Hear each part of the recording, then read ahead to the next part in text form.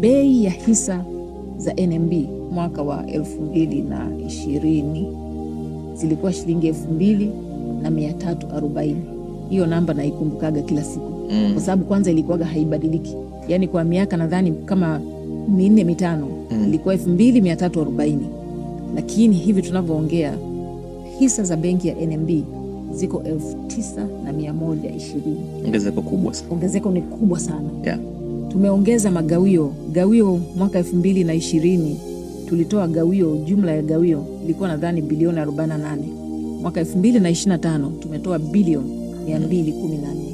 Ni mlipa kodi mkubwa. Na wakati huo kwenye gawio pale niliona mara ya mwisho Ikulu pale Mheshimiwa Rais alikuwa anatutaja miongoni mwa taasisi zinazotoa gawio kubwa serikali. Kabisa. Sasa serikali ya Jamhuri ya Muungano wa Tanzania ni mwekezaji, ni mwanahisa ndani ya benki ya NMB. Yeah. Na anamiliki 31.8%. Kwa hiyo kati ya bilioni 214 tulizozitoa mwaka 2025, 31.8% ilienda serikalini.